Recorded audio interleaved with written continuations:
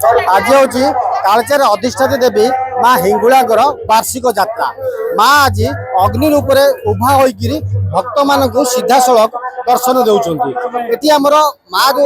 माँ हिंगुला जो अच्छा से सीधा सड़क अग्नि रूप उभा हुई और भक्त मान सीधा सड़क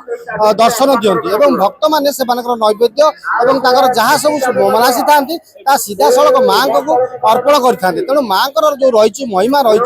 अंचल अनेक महिमा रही अंचल सहित सारा ओडिशा एवं देश में माँ हिंगुलांकर प्रख्यात अच्छी। तेणु आम जदि कह माँ हिंगुलांकर आज जो वार्षिक यात्रा एपाई हजार हजार भक्त आज एठार समागम होती माँ को हिंगुला यात्रा देखापी और माँ को उभास्थली दर्शन कर माँ को सन्निधि लाभ कर। आम सागर अच्छा जड़े पूजक अच्छा सहित आलोचना करवा। आज्ञा कौन कहे माँ जो महिमा रही माँ जो पूजा विधि रही केमती कौन सब व्यवस्था रही?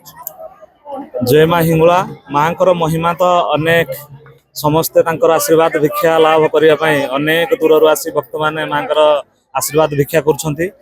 व्यवस्था कथा जो कथा कहले प्रशासनिक स्तर में तो विभिन्न प्रकार व्यवस्था अच्छी। रेस्ट शेल्टर ठू आरंभ करी स्वेच्छासेवी संगठन द्वारा खाद्य परसा जा पानी जल व्यवस्था करा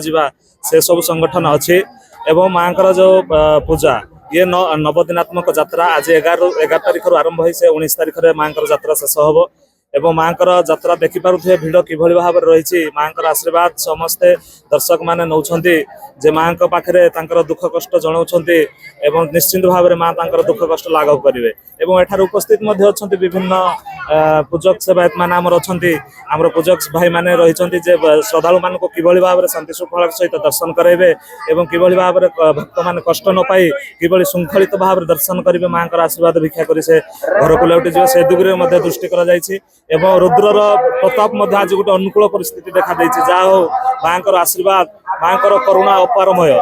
जे माँ काली एभली भाव में रुद्रताप थिला जे हठात संध्या बेले माँ तार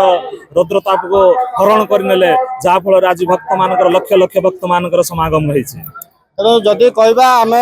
माँ जो यात्रा रही या 9 दिन धरी चलो एवं आज आरंभ है आगामी 9 दिन पर्यटन माँ उभास्थली उभा हो शेष में शीतला यात्रा हम और माँ से पुणी फेरी जी। तेज आम सागर आउ अच्छा किसी भक्त अच्छा कौन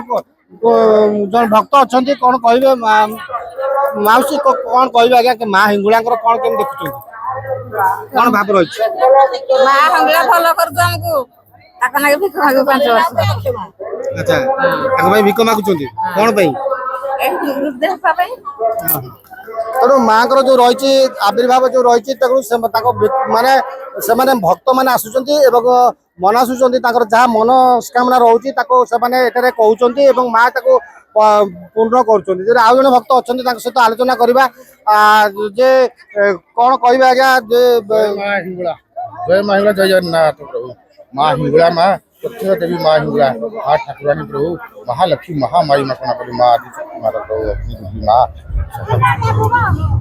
माँ हिंगुला को देखुं कौन देख माँ बहुत ये माँ प्रत्येक देवी डाकी देले वो करदे माँ माँ सब साहा केते वर्ष आसुनी मु आसलिनी 94 रु एडी डेली सब वर्ष सब ये सब माँ को ये सब आसीना सब देखा दर्शन दर्शन आशीर्वाद नहीं सब भिक्षा करना जाऊ सब। तेणु भक्त मानकर जदि आम कह माँ जो अतुट विश्वास रही भक्त माने जो अतुट विश्वास रे माँ को पाखु आसुचंती आपण माने देखि पारुथबे भक्त माने किबरी भाव में नैवेद्य अर्पण कर माँ को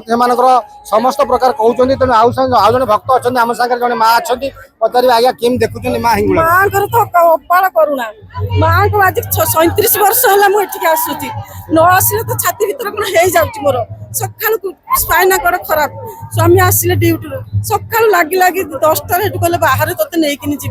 मुझे ना हिंगुला गले माँ को आशीर्वाद मो गोड़ हाथ सब भल हो स्पाइना कड़ खराब चली पारनी मु माँ पाखु एत बाट चली चली आसी माँ को मनस्विनी पाई हाँ सब पाई जहाँ मनस्कामना कर हिंगुला माँ को डाकिला माने 5